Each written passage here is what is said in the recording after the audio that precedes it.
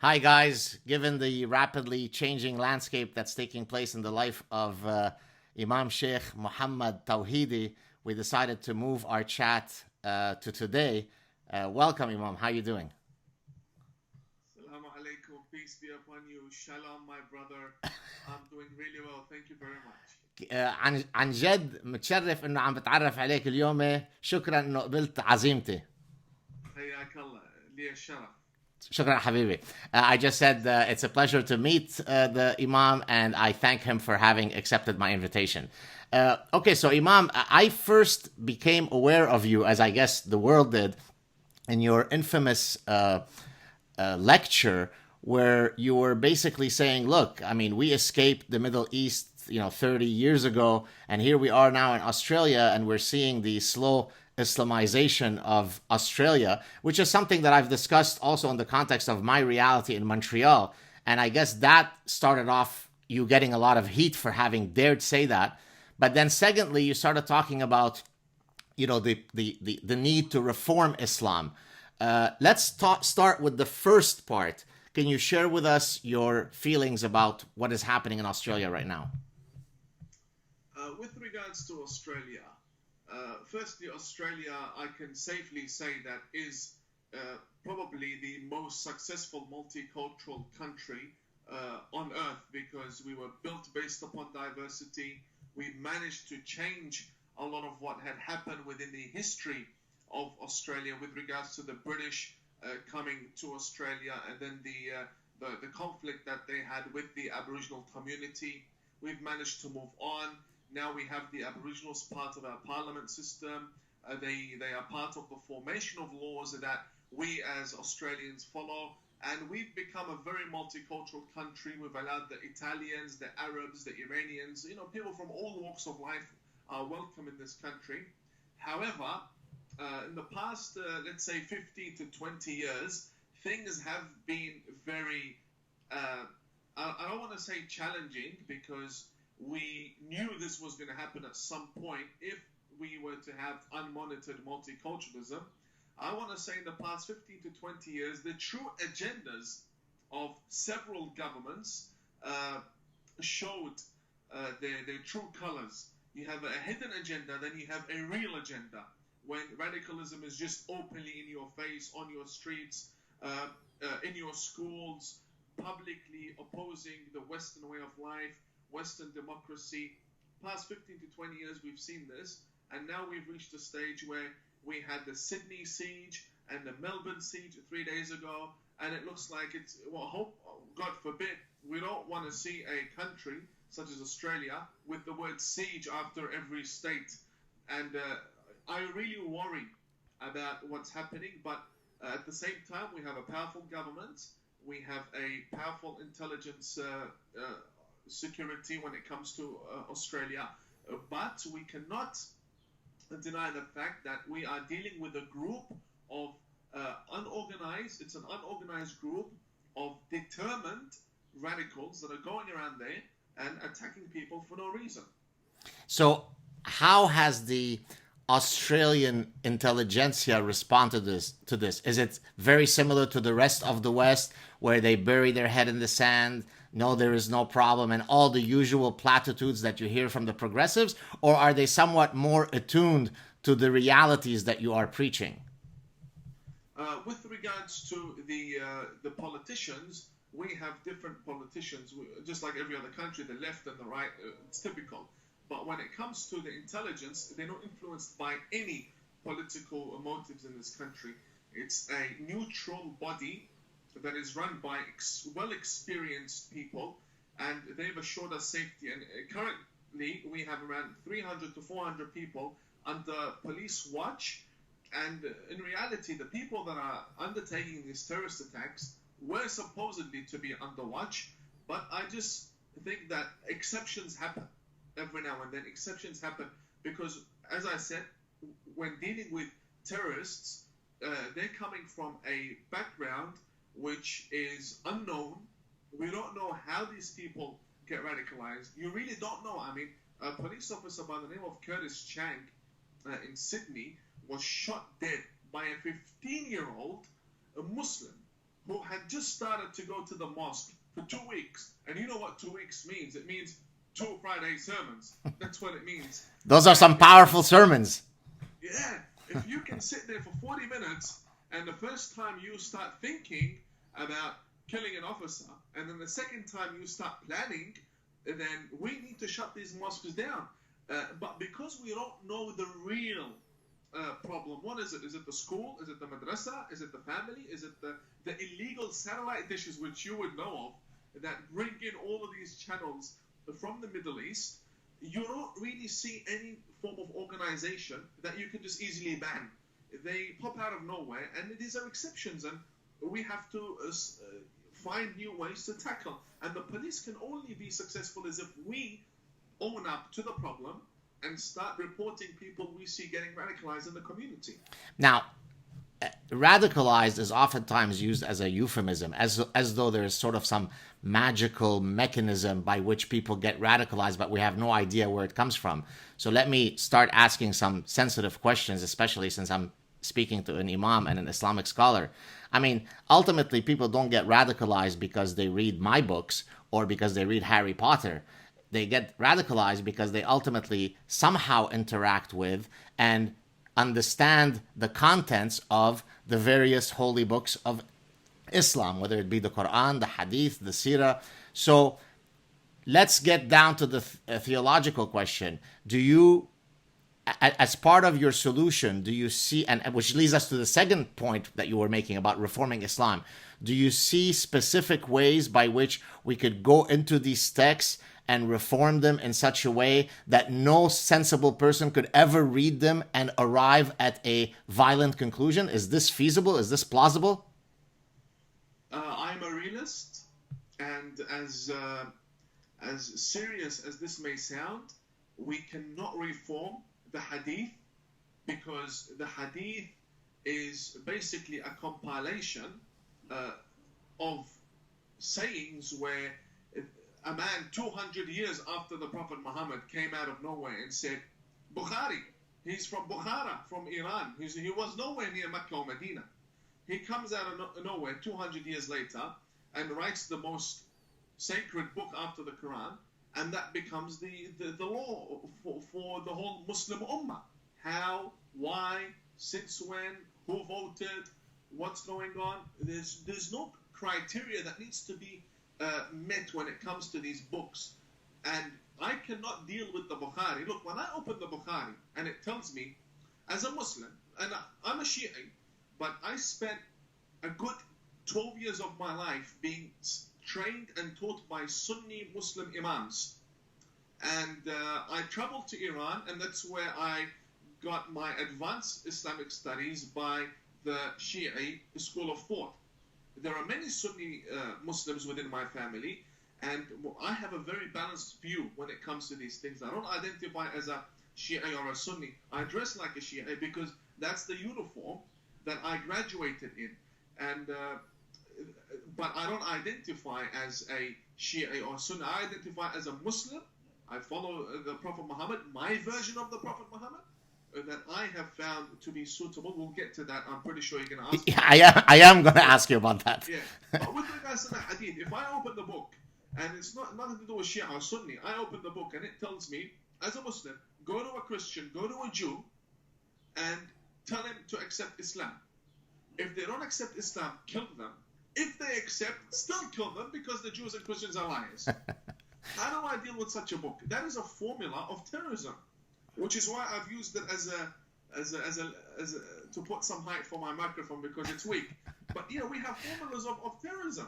I had to mention, just to explain to the people what's going on here. But we have serious books that do not deserve any type of respect, and the Muslims agree. So you would be a literal Qur'anist. Basically, all the other holy books as part of the trilogy, you would drop those, and you would say, if you wish to be a true, practitioner of Islam, just turn to the Qur'an and drop the other stuff. I mean, is that the ultimate solution that you're proposing? I say 90% of the books of Hadith, drop them completely, and focus on the minority of Hadith that we have, that tell us to fast and love for your brother what you love for yourself, and the good. good side of hadith, which actually agrees with logic and modern society and coexisting with other people from other religions, take those hadiths, and even after you've taken them, strictly filter them. We have the ilm al-rijal, ilm al-hadith, ilm al-diraya, all of these sciences of hadith, how you filter them, the authenticity of the narrators, the authenticity of the chain of narrators, who they were they liars, were they crooks, were they known for misinterpreting or misquoting statements in the past. We need to actually filter the hadith before accepting it. Otherwise, we're just going to be a nation that we're lost, and we can't have that really. And with regards to the Qur'an being the Qur'an, I follow the Qur'an. However, we don't need the hadith, we don't need the Bukhari to interpret what the Qur'an means. Look, when the Qur'an says وَعَدُّوا لَهُمْ مَا اسْتَطَعْتُم مِّن قُوَّةٍ, and show them every type of power and force that you have to scare them and put fear in their hearts. I know exactly it's obvious, it's a story that God was speaking to his prophets regarding a specific matter in time. Religions have war, nations have war, and they were speaking about a specific time. It's history. And I said this to many people before. If you engage in a game and you get inspired by the game, like Grand Theft Auto, you don't go on the street and start pulling up cars and shooting people, because that's not what it's about. It's a story. It's history. It shows you the development of Islam, that we can actually look past that and say, okay, look at where we've reached. We can now hug the Jew, eat with the Christian, love the Buddhist, and so on. You know, I'm Jewish, right? So can we still go on with this interview, or are you damned to hell? No, in fact, I might go to heaven.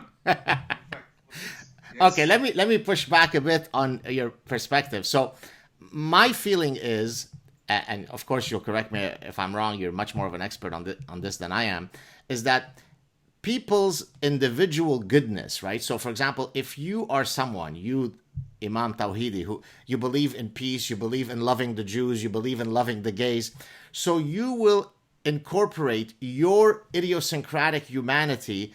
Because remember when you said, this is what I wish to believe about Prophet Muhammad. See, I call this unicorn Islam, or others call it cafeteria Islam, right? Whereby you pick and choose those elements that are consistent with your own moral compass, and you say, I would love those, right? There are many elements of Islam that are strictly spiritual, that are beautiful, that are lovely messages. I'm going to believe in those. Say Meccan period versus Medinan period, and all that other stuff. Well, I'm going to find a way to do, all kinds of manipulations to reinterpret them, contextualize them, put them in a historical context.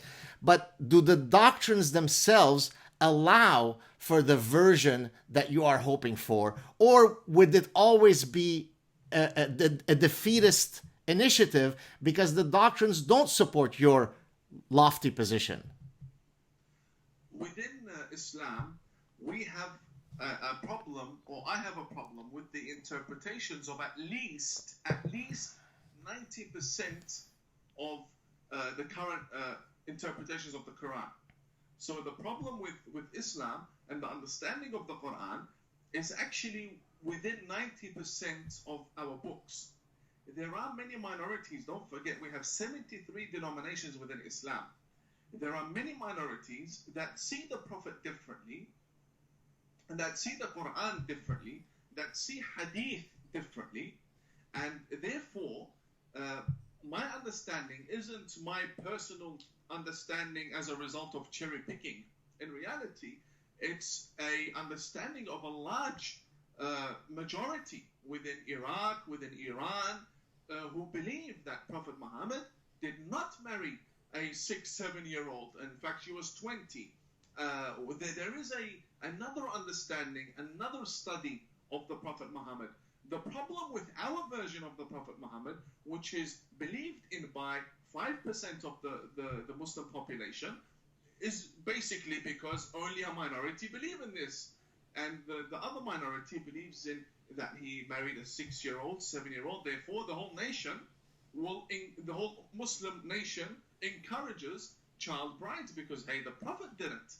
And there will be many other things that has been justified within the Middle East only because the Imams tell them the Prophet didn't. Right. Whereby there is no real evidence for that. But Muhammad is insan al-kamil, right? The perfect human being, and to be emulated in all possible ways. Now, if we start with that premise, then we're a bit in a doctrinal corner, because if you wish to use reason and say, well, here are 7 things that he did that were wonderful, but here are 4 things that, well, maybe I'm not so keen on, then you are forced, if you're still going to stick to the idea that he is the perfect human, to do all sorts of mental gymnastics to say, oh no, but this was misinterpreted, it was mistranslated, no, you didn't understand if you understood it this way.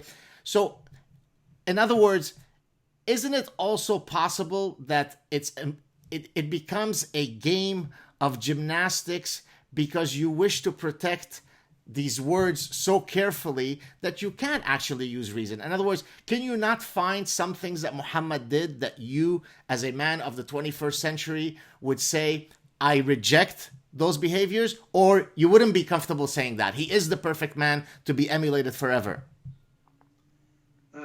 Firstly, I'll just set one law, because I cannot change the laws I believe in. If I was a Muslim, or if I became an atheist or a Christian or a Jewish, as a human being, we have laws. If there's a figure in history that commits atrocities, we will reject it completely. Completely. We don't disagree on that at all. If there's a figure that is a terrorist, we will reject. However, going back to what you just said, that Muhammad, according to the Muslims, is a well-respected, perfect figure. According to our school of thought, he is infallible. He does not sin. When we have this as the base for our own understanding, then it becomes very easy for us to completely reject all of the wrong things in history that are attributed to him. If you notice my wording, I said attributed, because if we have built the foundation that Jesus, Moses, and Muhammad are infallibles, why? Because they need to be infallible. Infallibility, in our understanding, is a tool in order that they may be able to convey the message. All of God's messages, from Abraham up down to Prophet Muhammad. And if we submit to the fact that they are infallible, then Jesus cannot be of illegitimate birth, Moses cannot be a liar, and Muhammad cannot be a terrorist. So yes, so therefore, so they were wrongly attributed to them. So it's not so in some cases we will argue that something is misinterpreted or misunderstood, and I'm not being facetious. I'm really trying to understand your thinking. In other cases, it's if we say that Moses did such and such and we find it distasteful, then we use the sort of broad shoulders of it was wrongly attributed to him so that we can maintain his infallibility. Is that the general idea? Yes, and until now, we have managed to actually filter all of the statements that have been attributed to the Prophet Muhammad, all of the hadith, and they are all weak. According to the science of hadith, there is no strong evidence for the majority of the actual, let's say, I don't want to say accusations, but reports, historical reports attributed to the Prophet Muhammad, and which is why I can have a conversation with you. Because if I were to stick to this formula of terrorism that tells me to kill Brother God Saad, I can't have a Skype with you. But we come and we say that this is wrong. We have to say, why? Because there's no evidence for it. We just a report. Who said it? The author. Who is the author? Did he see the Prophet? Did he live with the Prophet? It's no. The author said so. So it's very logical for us to say the author has a mental illness, because it's not one volume, it's 4 volumes, and they're all, in Arabic we say mashpoon, it's all charged with these hateful statements against other people. Why do I say that? Because these books of hadith, the one thing many people ignore is that these books of hadith actually contradict themselves. They contradict themselves and they contradict each other. So you'll have in the same book where it says the Prophet used to go and he used to love his Jewish neighbor. Why? Because they want to paint a beautiful image that the Prophet is the merciful Muhammad. And then 2 pages down the track, the Prophet beheaded 800 Jews. So make up your mind. Khaybar, Khaybar, ya Yahud. Khaybar, Khaybar, ya Yahud, right? Yes, I get that question all the time. Yeah, but okay, so again, forgive me, you are an Imam, so I want to tread carefully and respectfully. But can you not argue that there are many passages in the Quran? Because I sense that your strategy and your ire is to focus on the hadiths and maybe the seerah and say, okay, let's remove that stuff. And then if we only focus on the Quran, we could have a more tame, more gentle, more peaceful, more respectful religion that can be that could coexist with others. But then can't I go to the Quran and look for things that you and I might perhaps with our current 21st century eyes view as distasteful? Can't I go into the Quran and find contradictions? I mean, the whole idea of abrogation, and of course I'm saying this not to you because you obviously know it, but to our viewers, the concept of abrogation in Islam comes from the fact that when you have in the Meccan period do A, and then in the Medinan period, do not A, therefore you have a contradiction. Well, God, why would he have these two opposing statements? Well, then you have the mechanism of abrogation whereby the later verse abrogates, nullifies the earlier verse. So even within the Quran, you have contradictions, and we've come up with a trick of abrogation to make them consistent. So it's not as though whatever problems you are pointing to would only be found in the hadith, no? I've said this before when it comes to the matter of abrogation and understanding the Holy Quran. Firstly, I agree on what you said initially, that there will be many verses we will find very distasteful, and I guess that's the matter with all books when it comes to divine theology and doctrine. All of these books have these swords and formulas on how to treat the hostages, and when it comes to spoils of war, and it can get really graphical sometimes, and it's not something you would want someone outside your religion to point out to you. I don't have a problem with that. I will look at it and I will explain. When it comes to the matter of abrogation, brother, I always say this. Look, Bukhari wrote 4 volumes. He has 4 volumes and he's written more. God wrote 1 book. I'm pretty sure God has more to say than the Bukhari. The fact that God's books, whether it be the Bible or the Torah or the Qur'an, because we believe in the Suhuf of Abraham and the books that came from with all messengers, God has more to say to that very nation than just 300, 400 pages. That being said, with that in mind, we now know that these 300 to 400 pages need some sort of deducting in order that we may form the law jurisprudence of that very faith. With all of what we have, the scholars and the seminaries and the thinkers and the enlightened people and the reformers, you're going to get really clashing views on even one ruling. The problem that we are living in right now with abrogation is that you come to Tawhidi and you say, Tawhidi, the Holy Quran says this. Why are you so peaceful? I say because the Quran says be peaceful, and these verses, the violent verses, are actually, they point out a specific time when Islam was a minority religion, whereas Judaism and Christianity were more established as religions. Islam being a minority religion, these are some strict verses or even motivational verses in order that they may be able to defend themselves against the idolaters of Quraysh and so on. And don't forget, most of the armies of the Prophet Muhammad did not exceed 300, 500, they were in the hundreds. And even 50 years after the Prophet Muhammad, when his grandson Hussein was killed, he only had 72 people to stick up for him, and that's why we mourn and we're saddened by that. So we've always been a minority within that region up until the Prophet died, and then his grandsons came, and then they were also massacred, but it is spread by the sword during the time of the caliphs. We'll get to that. But ISIS also uses the Quran to justify its acts. And the Ahmadiyya also just use the Qur'an to justify their peace. But that's my point about unicorn cafeteria Islam, right? It's more of an interpretation that forms a denomination.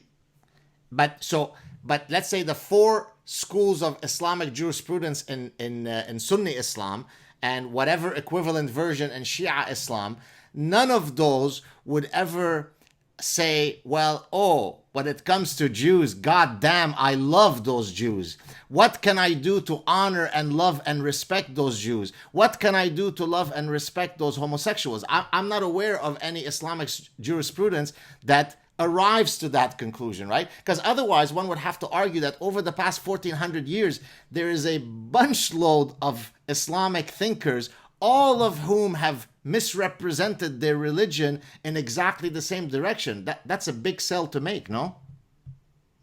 When it comes to dealing with other nations and just what you stated, no, we do have teachings. We do have teachings, the same teachings of Jesus and Moses, and love for your brother, what you love for yourself, were also preached by the Prophet Muhammad and also his successors. Imam Ali has a famous saying where he says, human beings are either your brothers in faith or your equals in humanity. And many verses in the Holy Quran don't say, Ya ayyuhal mu'minun, oh believers in this book. It says, Ya ayyuhan nas, oh people. So the matter of equality and loving other people, along with the verses that suggest or that state, he who kills someone innocent, it's as if he has killed the whole of humanity together.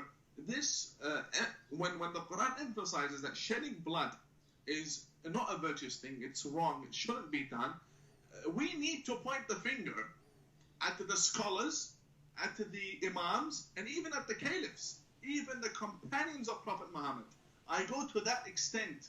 Even those that are red lines in Islam, we need to drag them into questioning as to what on earth were you thinking that because you understood a specific verse in a specific way, you went and you butchered and you killed and you massacred just to spread the message of Islam. Now we have a whole religion, a denomination following you. So for me, it's very easy to denounce the majority of sacred interpretations, to get back to the very original, let's say, message of Islam, which says respect Jesus, respect Moses, or respect their followers, because it's very logical. Muhammad couldn't have rocked up in Mecca and said, listen, I have a book, it says kill everyone. No one will follow him. It's as simple as that. But that's what happened, right? So when he in Mecca, when he was sort of doing the peace and love stuff, I don't know how, was it 8 years or 13 years? I can't remember the exact number. 30. So during that period, I think he had 150 followers, right? Then he moves to Medina. The message becomes 23 followers in 13 years. 23? Yes. Okay. Outside his family. If you're going to include his family, then it's the whole of Quraysh. Exactly. The whole of Bani Hashim. Okay. So basically, he wasn't very successful those first 13 years. Then he goes to Medina. The message becomes a lot more less peaceful, let's put it. And then suddenly he gets a lot more popular. So in a sense, you'd have to now come up with sort of a new supra-abrogation, I mean, in a doctrinal sense, whereby the violent stuff is now re-abrogated to the Meccan period. I mean, in other words, what tools would you use so that everyone would agree with your vision? Is there a set of keys, doctrinal keys, that one can use to resolve this conundrum? Brother God, I'm not here defending Islam or defending my prophet or defending at all. I'm clarifying the way we see things, which is always subject to debate. With regards to Mecca and Medina, in Islam, the time where the Prophet was in Mecca, here was that poor Muhammad who was basically the kick around of Arabia. People accused him of being a psychopath, insane, liar, wizard, and so on. In Medina, he was the ruler. In Medina, this is politics. He had a government in that sense. I don't believe the Prophet Muhammad had a government at all. And I don't believe that he ever ruled. But the Muslims love this Islamic government business, whereby I don't believe he had a government, and I have my research on this field. When he was in Medina, it was much more established as a religion, and with Baytul Mal, meaning now he's got an economic wing for his establishment, and also the trained followers, where you have an army now. He didn't really have an army, but whenever he needed to defend himself, there were people that knew how to fight. And don't forget, even in Mecca and Medina, he was still a minority amongst the people. And therefore, it's very normal for the Romans, which they did, for the Romans to attack the Prophet many times, to attack him, invade. Why? Because he was posing a threat. He was posing a threat to their economy. He was posing a threat to their gods. The basic Islamic banking system that says no interest. Like, you're ruining the whole region when you come up with such a thing. And the Arabs in the Holy Qur'an, it clearly states in the Qur'an, رحلة الشتاء والصيف, the travels of the winter and the summer, which means that these nations would interact during these seasons to trade whatever products were grown or made during that season. And the Islam came and said no interest, no riba, none of this, none of that. So how are people going to live? Islam came up with a very strict tone, very demanding tone. So the Prophet Muhammad didn't say, listen, I don't want you guys to... he didn't. When it came to Islam, let's look at who he came to. He came to a group of ignorant people. I mean, they were burying their daughters alive. They weren't graduates from Oxford University. So he had to deal with that mentality. And the Qur'an itself says to the Prophet, look, this is divine revelation. So when I say the Qur'an says to the Prophet, it basically means Archangel Gabriel came down and told the Prophet, and when he comes down, the Prophet's blood pressure goes up and he starts to sweat, and this whole procedure that we were taught. And then he tells him the very important statement.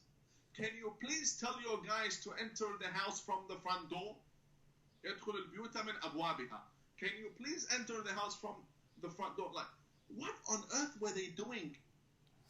How else would you go inside your house? Right. And this is tell the believers, not the ignorance of Mecca. So they were already Muslims. Like, this is the level of intellect we were dealing with. And they were burying their daughters alive. So when Islam came, it didn't say, please, can you kindly not do this, not kill your daughter. No, Islam came and said, if you kill your daughter, you go to hell. Why? Because psychologically, and you would know, if you warn someone several times and they don't stop doing that wrong thing, and then you semi-threat, you give them a small threat, that if you do that, you're going to go to hell. You do that, I'm going to do this to you. When you incite fear, and you warn them that if you continue raping and killing and butchering, their hell will await you.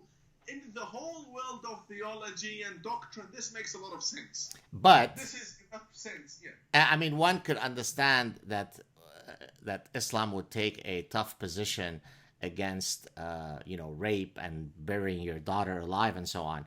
But again, and forgive me for asking this, there are elements of Islam that are very tough that many people, certainly the kuffar, would find not very interesting. So, for example, there is a strain, and that's putting it charitably, of Islamic supremacism in its text, right? I mean, the world will be at peace when we are all united under the flag of Allah, right?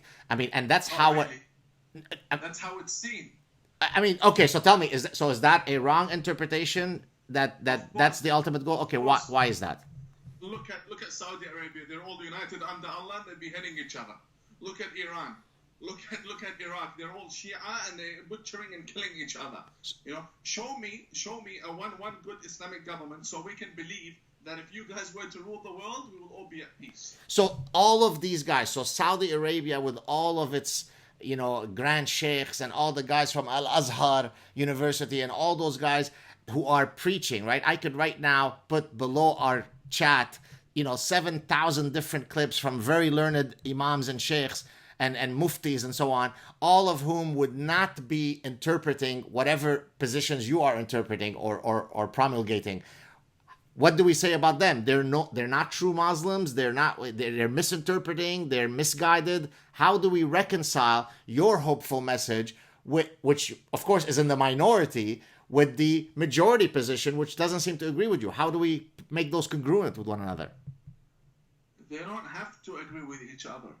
Okay. Because the very people that you're referencing, they within their books, they are set to kill us. They believe in the very ideology of Ibn Taymiyyah, Muhammad ibn Abdul Wahhab, that says butcher and kill the Shia, butcher and kill even the Sunni that has a meal with the Shia.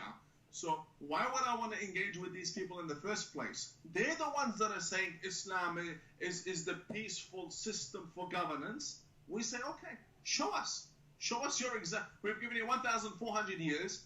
You've had many Islamic governments. Show us. In fact, Oman is such a peaceful country, full of Muslims. And don't forget, Oman had the Nabhani dynasty. We're talking a history of Islamic governments in that region. And when the Nabhani dynasty were there, they were all criminals.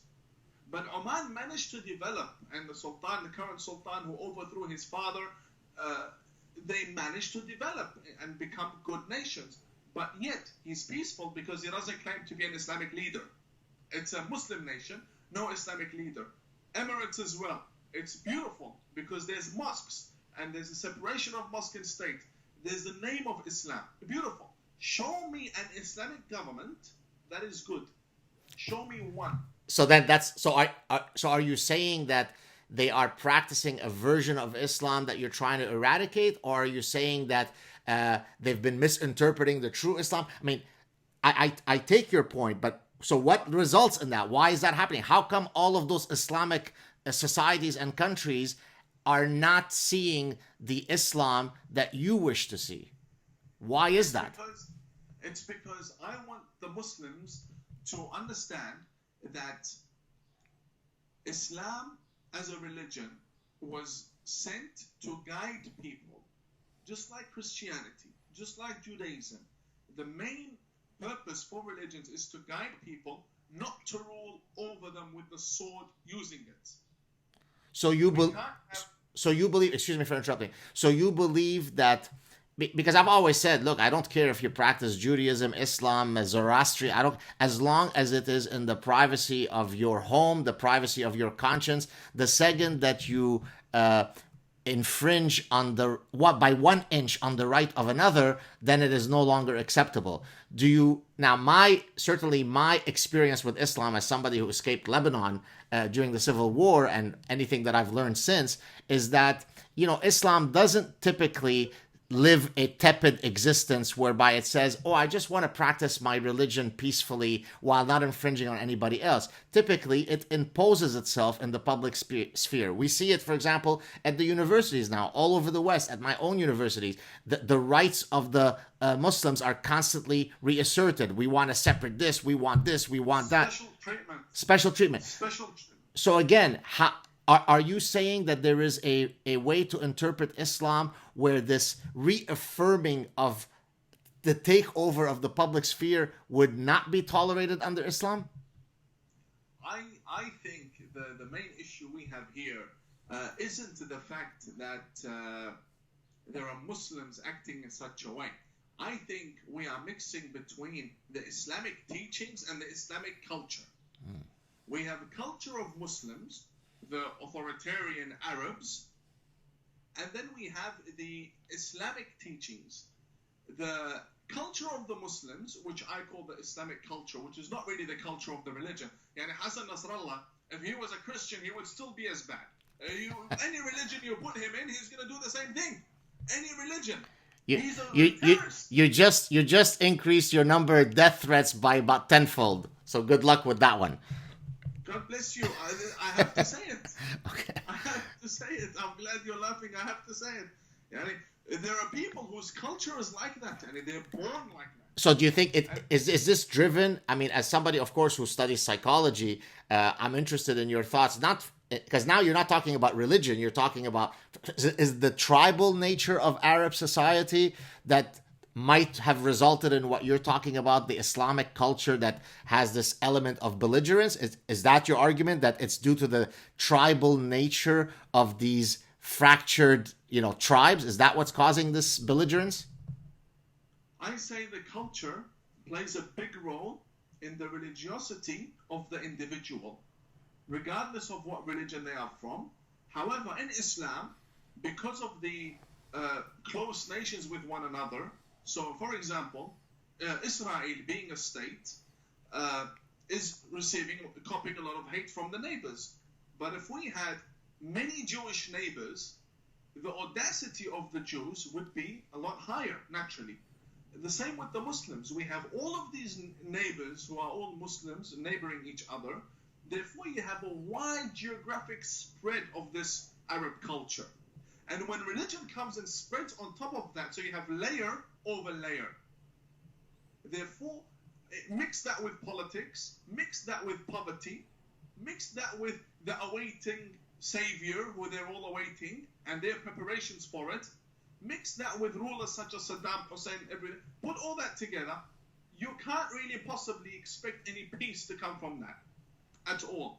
So the Qur'an along the side, with its interpretations, doesn't really help amongst all of this. So I say, instead of going and trying to change the culture of a nation, I know that all of these nations agree on one book.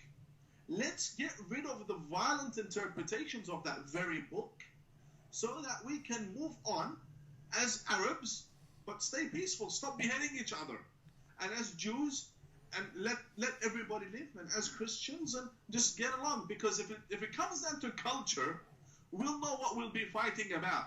It'll be money and land. It won't be because women. Yes. Because there's no point.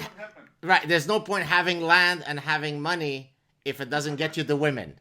It all boils down to women. That's the most powerful force in nature. Even the suicide bombers. Why? Because 72 virgins, 72. Of course. I actually talk about this in my first book, where I discuss the fact that many of the contents of the doctrines could be understood from a very basic biological perspective, right? The female suicide bomber is not promised 72 gorgeous cabana boys with muscles, because we know that the sexual fantasies, if you'd like, of men and women are not necessarily the same. And so you have to have different selling points for the male suicide bomber and the female. It's basic evolutionary psychology. The women also get men. Is that right? Yes, in the very verse, it states, حور عين ولدان مخلدون. So right. There are men that will last for forever. Oh, that they're sexually potent. That you mean that? I understand. I get it. I get it. Say they live forever. They live forever. That's right. They will live forever. This here is we just interpreted one verse in two different ways. Very true. You can think of it that way. I can think of it, with regards to their age, because that suits who I am. But in any case, very nicely done.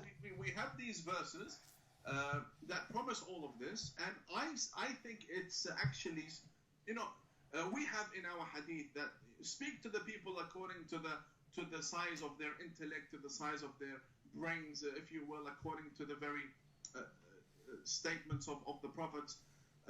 If a man came, we have in our narrations as well, a man came to the Prophet Muhammad who loved women. He said to him, you want me to pray and fast and do this and not drink and not eat pork? What do I get when I go to heaven? And the Prophet Muhammad said, you get lots of women.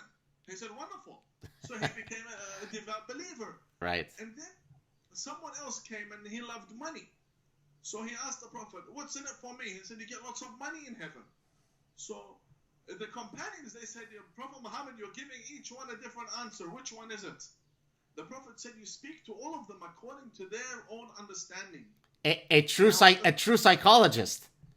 Yes, and when you look at the book, it's not speaking to one type of a nation. It's speaking to humanity.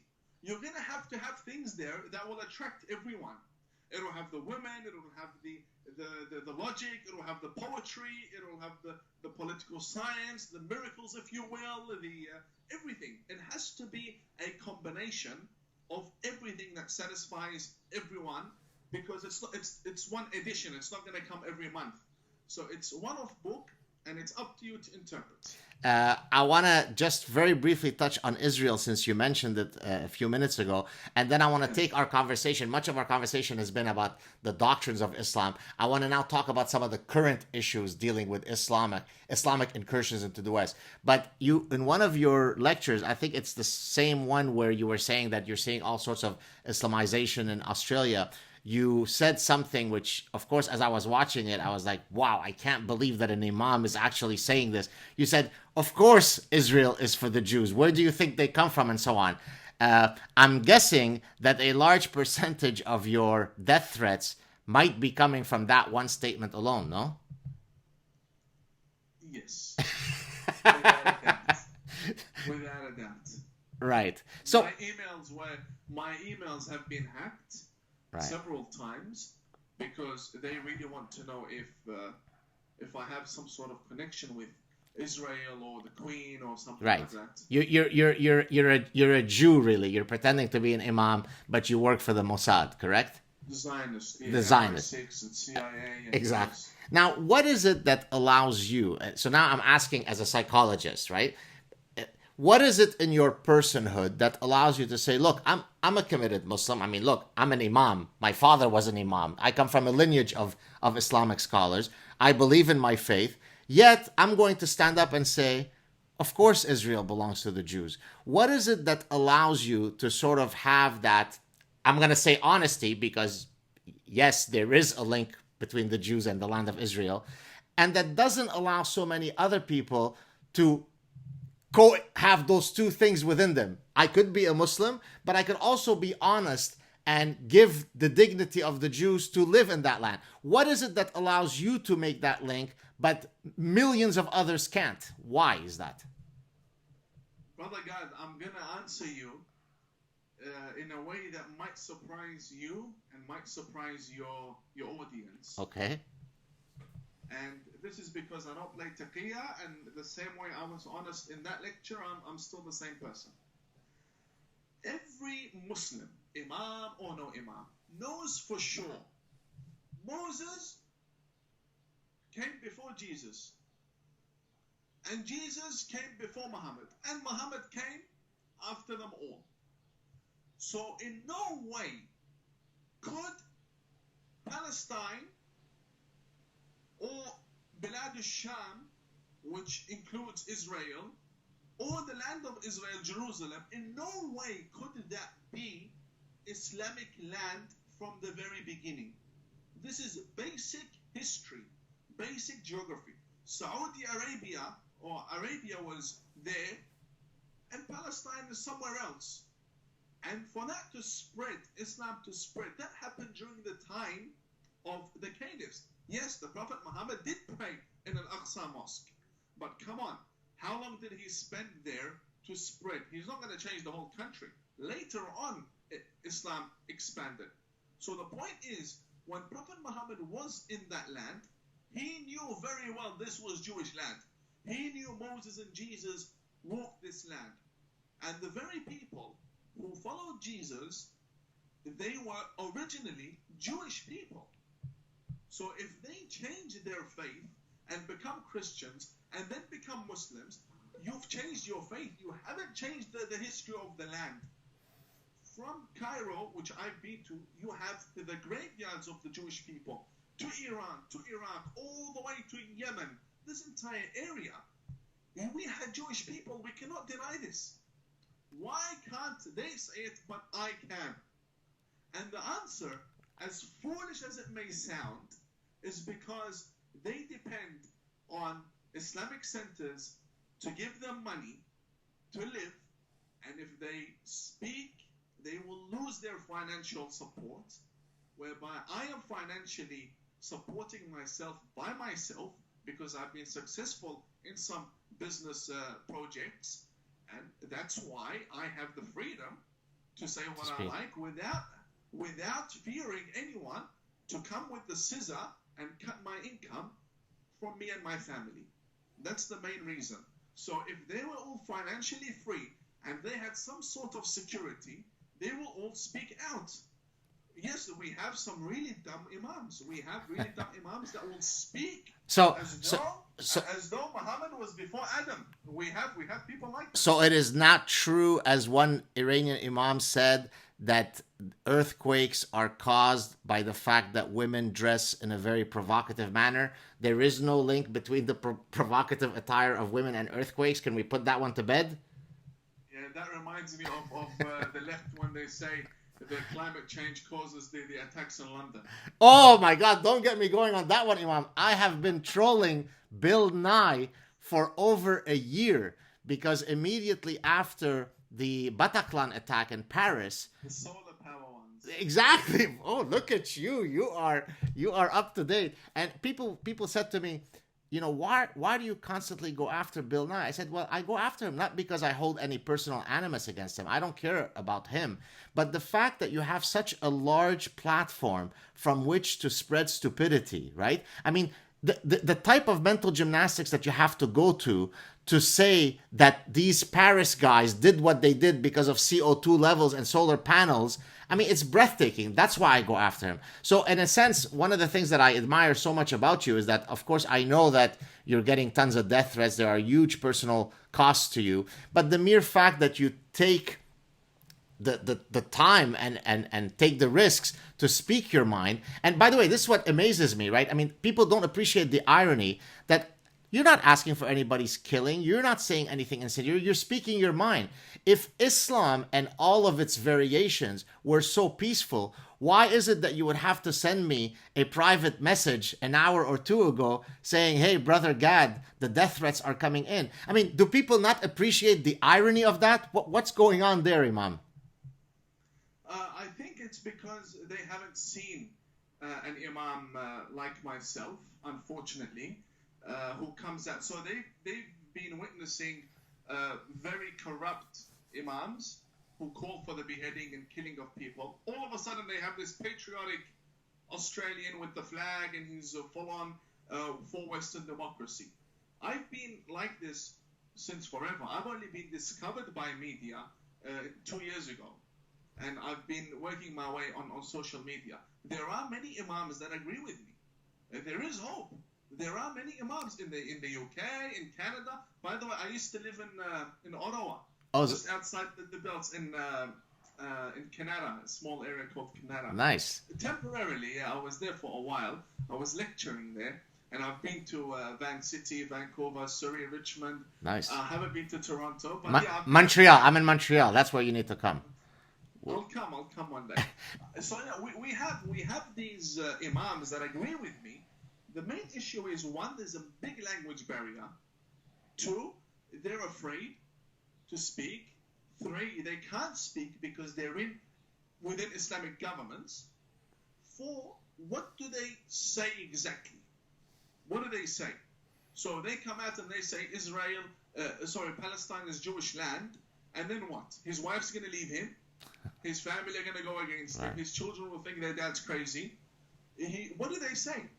I mean, I have the ability to speak like this because I know what my circle is like.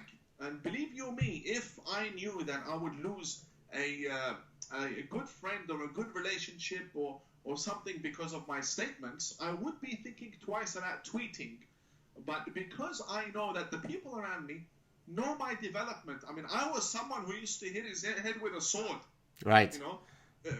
This is Ashura, right? Well, in different occasions. Yeah. It's not only for that. Okay. And I was someone who didn't like the West. You know, I was just because I received the Sunni upbringing. Right. Within school, 8 hours private Muslim school a day. I got home, I was so tired, I would just sleep. My main Islam came from the private school in Western Australia. And when you grow up like that, you begin to hate everyone. Right. And it only hit me I only woke up when I met someone. I will not mention his name at all. I might reference him in the future if I write a book. I might reference. This person was not an imam, was just a well-known lecturer. He sat with me, and me with my closed-mindedness, we had a big debate, and I lost the debate. And he proved me wrong. He proved everything I was strongly believing in to be absolutely wrong. So, change is when you decide to change. It's not when you eventually, gradually change. So I walked out of that debate saying, you know what? Thing needs to change. I went back to my scholars who are still alive and who are lecturing, and I started emailing them. I never got one response. And I was the devout #1 student in that class. And I had memorized the Qur'an like that. Hafiz. Well, No, I'm not a full Hafiz, but I memorized what they were teaching us. Like the whole Al-Baqarah, I memorized it by heart. That's the biggest chapter in the Quran. And I said to them, you taught me this, but why did you hide this from me? Why did you want to do this? Why were you very selective when teaching me? They wouldn't answer. In fact, some of them blocked me. Some of them insulted me. Some of them told the other students to block me and not speak to me.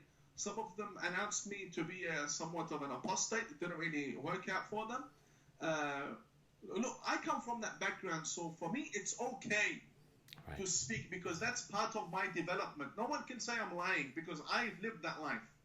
But see, what's so amazing about what you're saying is precisely why I so enjoy doing these chats, because I too come from a land where you weren't allowed, right? I come from Lebanon where you couldn't openly criticize the government. You couldn't be very frontal about criticizing religion and so on, even though Lebanon was supposed to be a progressive, modern Middle Eastern state. And I always say, look, I mean, there are two ways we could resolve our differences. We could either do it peacefully through debate, and where one person will lose the debate, the other one will win, or maybe neither will be moved in either directions, or we could do it violently. I think one of the problems in Islamic societies, and it could be, as you correctly said, due in part because of the religion and in part due to culture that has nothing to do with religion, is that there is a strain of might is right? The way that I show you that I'm right is that I kill you, that I behead you, that I silence you. This is how we resolve debates. And I think that if we're able to convince a great majority of people that as long as we treat each other with respect, we may disagree. You and I may disagree on whether Muhammad is the perfect guy or not. But as long as we engage one another respectfully, we're kind to each other, we walk away as friends, we are both enriched by the fact that we interacted with each other. You're not saying anything that is so violent and vile that you should be deserving of receiving death threats. But that's the reflex that comes from these societies. This guy is saying something that I disagree with, kill him. We need to get rid of that reflex, correct? I mean, obviously. Definitely, because the main reason why I want to reform is basically because I don't want my own religion to end up killing me. It's as simple as that. Right. And, that would be very sad. Honestly, you're devout for the religion, and I'm very strict, brother. You see how modern and moderate and peaceful I am? That's how strict my faith is. So in my faith, when you're very strict, that's who you become. You become someone that sits with the Jews and loves the Christians and eats with the Buddhists. But in other denominations, the moment you become strict, you go behead all of them. Right. ISIS. So, yes. Let's link it now to some of the current realities. So a question that I raise with all of my guests who have expertise on these issues is I always ask them about immigration. And the issue, of course, which you've sort of touched on, I think, in one or two of your lectures, is how do we strike a balance between remaining humane, open, tolerant, right? I mean, out of 1,000 Muslims that are going to come in, I'm willing to bet that almost all of them are going to be lovely and kind and hospitable, and they don't want any of this violent stuff. But of course, many of them are going to carry with them, whether it be religious or cultural values that may not be consistent with those that you cherish in Australia or those that I cherish in Canada. So how do we strike a balance that we remain open to all peoples to come in, while at the same time recognizing that there is something unique about folks who come from these Islamic societies? Forget about the religion. If you don't want to attack religion, that have cultural values that are inconsistent with ours. Is there a way for this problem to be tractable? The one thing that I believe is going on with the let's say the Muslims, our Muslim community is what's causing the problem, especially with multiculturalism in the West. If they're coming to the West, to Australia, to Canada, as refugees, then we need to ask them a big question. Do you want to be part of us? Do you want to integrate, or do you want to blend in? If you want to blend in, then you're going to be causing problems. You know, you're going to have a Grand Mufti who dresses in a suit and tie, talks like Muhammad al-Arafi in Saudi Arabia. Right. It's not going to work. We don't want savages in suits. We don't want that. Tariq Ramadan might fit that description? Well, he's an apologist. Right, okay. He's an apologist. And he will tell you that ISIS are Muslim, but ISIS, the version of, no, he will say ISIS is Muslim, but the version of Islam that ISIS has is not Islam. Right. I say no, that is the real version of Islam. If you really want to implement Islam, really want to implement it, yani. Take the Qur'an word for word, go. Chop the hand of the thief and butcher and kill. That's it. That's the real Islam. Do not come and say it's not. It is. And that was present in that time. ISIS wants to live 1,400 years backwards. Yes, the verses of the chopping the hand, the chopping, it's all there. We cannot deny. Tariq Ramadan comes and says, they're a Muslim. Why? Because they say the Shahada, Ashhadu an la. They testify that God is one, God is Allah, and Muhammad is the Prophet. So you can't really exit them from Islam. But their Islam is not the true Islam. They've got it wrong. No, he's got it wrong. Right. He's got it wrong. And probably, in reality, according to the majority of the Muslims, his Islam is not the true Islam. Because you really can't, just for interview's sake, make up your own argument and then expect everyone to believe you. It's not going to work. I don't want to speak too much about Tariq Ramadan, but when it comes to the main point of multiculturalism, the blending in is a big problem. Oh, look at these Muslims, the fashion hijab and everything. Wallahi al-alim, the majority of the death threats I receive from Muslim women are the Muslim women that don't wear hijab. Full on makeup, and they're the ones that want to kill me. But why? What? Because you're infringing on the right of their Muslim sisters to wear the Islamic garb? What's causing them to be angry? No, just I don't like the Bukhari book, for example. Okay. Or I believe that Israel is a state, for example. The one with the burqa hardly ever threatens me. Hardly ever. It's always the one that has too much makeup or has nothing to do with religion. Yani, music is supposedly a big sin. You go onto the Facebook to report them, for example, or to block them, you will see Amr Diab and Nancy Ajram and everything is there. And you're like, why you? You should be the happy So one. is it? So let's see if we can analyze it psychologically. So could it be that because she is so modernized, one of the ways that she could signal that she is still a true believer is to look upon you as the filthy, Shia dog who is spreading mischief, right? Indeed. Definitely. Why? Because that's what they've been nurtured with. In order for you to be a religious person, you need to reject. Right. You start off with hating, and that's what I used to preach before. I used to preach this before, and it's La ilaha illallah, it's no one else. Right. No, it's always hate, it's always that. No, we can look at things differently. We don't have to be like that. With regards to multiculturalism, big problem is we have economic migrants. Maybe they're not refugees. What kind of a refugee comes off the boat with bangles and gold and mashallah? What kind of refugees? In Australia, we don't have Muslim beggars. We don't have that. Because we're all well off, alhamdulillah. We have to appreciate what this country has given us. In fact, even in Canada, some of the Muslims live in better lifestyle than the Canadians themselves. And we cannot deny this. We can't. In the very state that I'm living in, all of the petrol stations are belonging to a Palestinian family. And then they cry for Palestine. You know, it doesn't make sense. To me, it doesn't make sense. Incidentally, I'm sorry. Go ahead. Finish your point. No, I'm finished, bro. I was going to say that in 2001, I was on a sabbatical I had a 1-year sabbatical from my university. I decided to spend 7 weeks of that sabbatical in Australia and New Zealand. 5 weeks in Australia, 2 weeks in New Zealand. And I think, is it okay if I say which city you're in? I guess people know, right? It's not a security digit. I'm in Adelaide. Yeah, you're in Adelaide. So I actually visited Adelaide. I'll send you some photos of us in the famous market of Adelaide by the University of Adelaide. We were all over the place. And honestly, I don't think I've had a trip that was more beautiful than Australia. So I really do appreciate when you say there is so much to defend about Australia, both its culture, its beauty. It is a perfect society that is truly tolerant, that's truly peaceful, that's truly multicultural in the good sense of the term. Multicultural in the sense that there are many different ethnicities. Multiculturalism is a problem as a political philosophy when you basically say to people, come in and don't adjust to our values.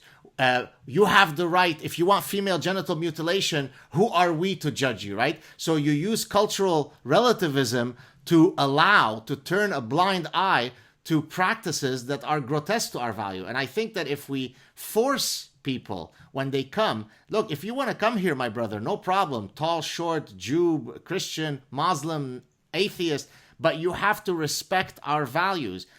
That shouldn't be such a hard sell. Why does it seem as though simply saying that is then construed as racist and bigoted? Why is that? I don't know why, but we have the left that are actually working day and night, striving very hard. And what they're doing, they're rubbishing the Australian values. They're rubbishing the Australian culture, which I have adapted to, I've integrated. And then all of a sudden they want to take it away from me. That's not going to happen. And you know, brother, you're an Arab, and I'm also an Arab. Originally, we're both Arabs, and me and you both know what it's like in the Middle East when it comes to a foreigner coming in. As soon as they come in the airport, ahlan wa sahlan, welcome, welcome. And the moment they turn their backs, you're najis kafir. You wanna explain to people what najis means, just so that they know? Najis means impure. Right. There is sort of a hierarchy of impure substances. So there is, urine, feces. Najis is the essence and core of all impurity. And of course, the kuffar are very high on that list. Correct? Yeah, very high. You have to wash the hand after you shake it. Shake their hands. Yeah, and then we came to Australia. Honestly, let's be very frank. I came to Australia. I have never once slept hungry in this country. Right. Never once. And we ran away from where? From a Muslim community. Many people will say, yeah, Saddam Hussein was a terrorist or dictator. No, we ran away from Shia. Right. From the Iranian government. So you run away from your own people. You come here. And then you have to appreciate. We give back, and I've applied for the Australian Reserve Army as a chaplain, first preference, and second preference as an army soldier. And I'm proud. I'm very proud. What makes me really, really burn inside, and what makes my heart cry, when I see people from my own background not appreciating what is in front of them. Where in Iraq do you have grass? Where do you have football fields made out of grass? Right. They're playing on rocks, and you come here, fresh water, breeze from the oceans. Even in Canada, look at that. You have 3/4 of the world's fresh water. You have all of that, and then all of a sudden, they kafir, infidel, you want to take over just because you have money. You want to buy estates, and you want to establish your small mini Islamic community. That makes me burn. I don't want my country, Australia, to become I don't even want it to become like Dubai. I want it to stay Australia. Well, which is why I have copped a lot of hate. Well, and incidentally, I mean, You're a perfect manifestation of someone who could retain their original heritage, their practicing their faith, and yet be fully westernized in their values, right? I'm Jewish, but more than being Jewish or Muslim or Arab, I believe in freedom for everybody, right? So I do what I do without a single hint of hate in my heart. I do what I do. When I see the Islamization of Montreal, it's not because I hate Islam. It's not because I hate Muslims. It's because I know that there is a reality that comes with an increased Islamization of a society.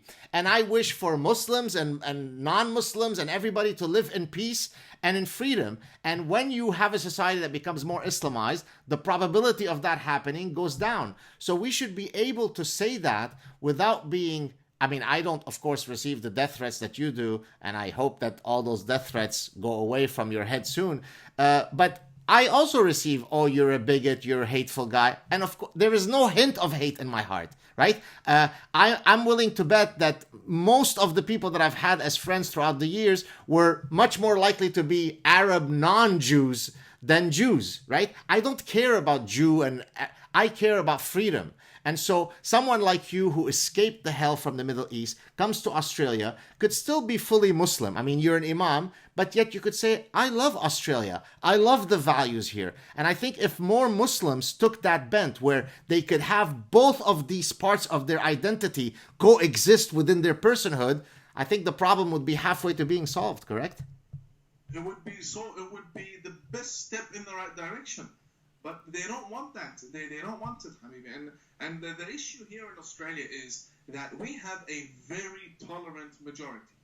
Very tolerant, very peaceful people. And the worst thing that could happen in Australia would be a rally against radical Islam.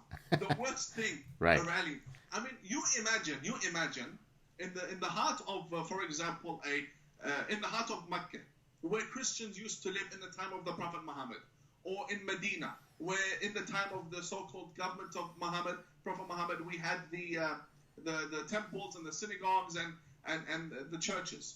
If now, under Islamic government, they want to build a church, AK-47s will raid the whole place.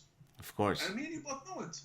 And the beheadings and the chopping and the RPGs will come from they'll fly in from different states to all have a piece of these poor Christians. And here, Habibi, we have mosques in every corner.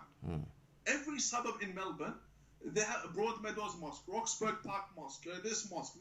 Every area has its own. This is look, this is not national media, so I can freely say this. This is besides all the backyard mosques. Yeah? You know what Arab garages are like, yeah? You have...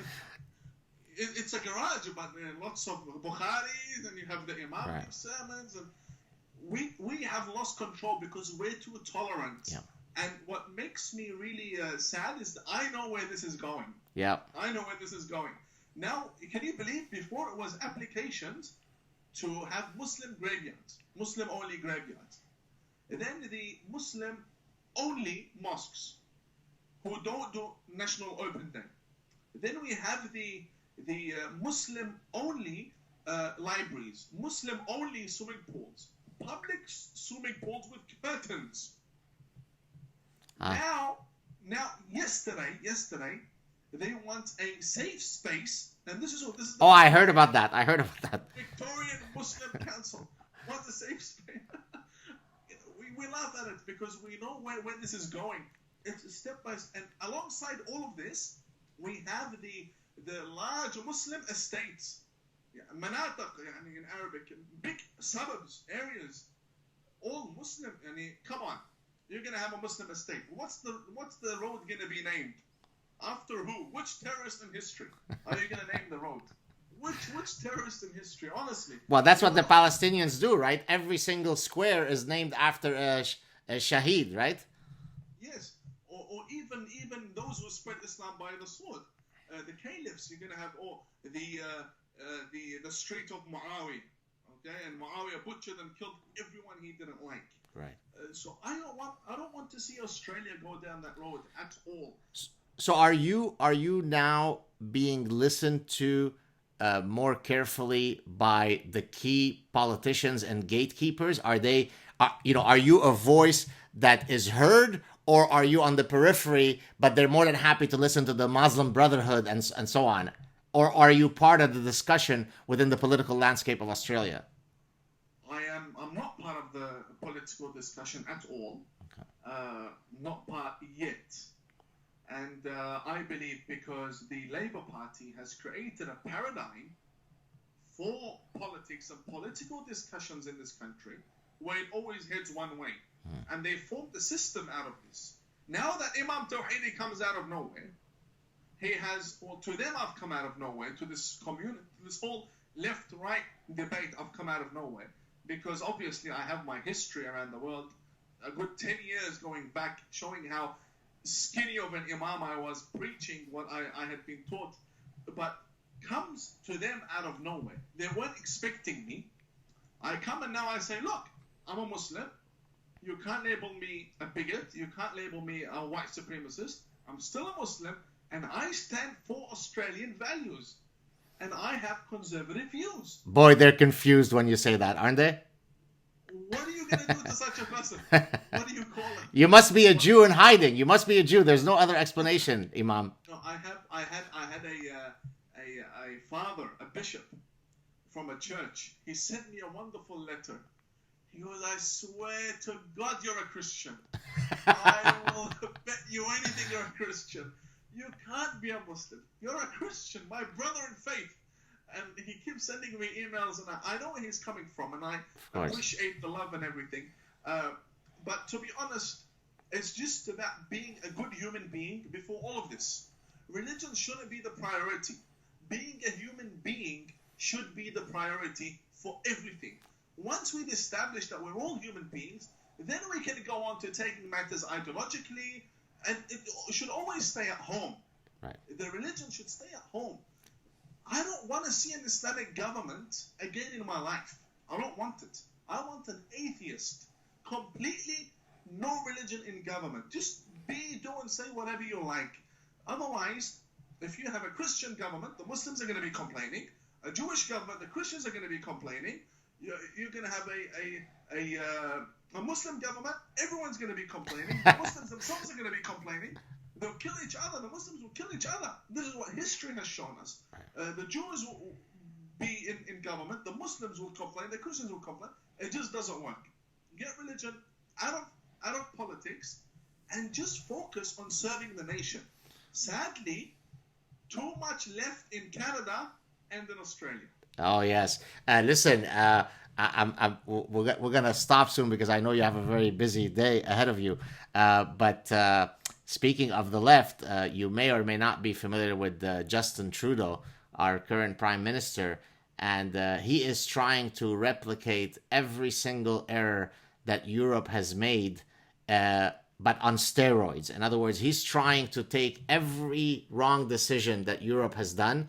And what I mean by wrong decision, incredibly lax immigration policy, letting everybody in under multiculturalism and political correctness, that I fear that we will soon be the next Sweden. If Sweden is the sort of epitome of crazy ostrich thinking, Canada is quickly heading down that path. I guess Australia is probably not nearly as progressive as Canada. Would that be a fair statement? Australia, we have patriots that will never allow anyone to take a chunk out of this country. Right. I'll put it to you this way. If there's groups that want to make pockets in this society, we are tolerant with them. And by this, we mean by election. So come election time, Australians will vote for the party that says, I will get these radicals deported. Right. We're not going to vote for a party that promises me electricity and better submarines. I don't want that anymore. Right. I can live without that. I can't live with radicals in my neighborhood. So this is how we react. We react when it comes to election time. Go ahead. With Canada, your politicians are too afraid to be seen like Donald Trump. Right. Yes. You're very right in that part of the Canadian identity is to constantly position itself as different from our mean southern neighbor, right? And so you're exactly right that it's almost a Canadian reflex to say, oh no, but we're different from those bad guys, the Americans, right? We have on our backpacks, when you were speaking in English, if you've got a flag of Canada, you're good. If it were the US, you're a mean guy. So I think you're right that there is this reflex of always trying to not imitate anything that is from the US. You're absolutely right. Tell me, before I let you go, Imam, are there any projects that you are currently working on that are not yet public that you'd like to maybe use this forum to promote? Well, very soon I will make some announcements. And when I do, I'll come on. I'd love to speak to you. Oh, I'd love to. Anytime. Open invitation. Okay, so then we'll hold off till then. Yeah, well, I want to make a professional video where I speak about it completely, okay, with all the writings and everything. And once it's done, we can speak about my objectives and my main goals. But yes, one thing, no politics. So many people think I'm heading towards a political party. No politics whatsoever.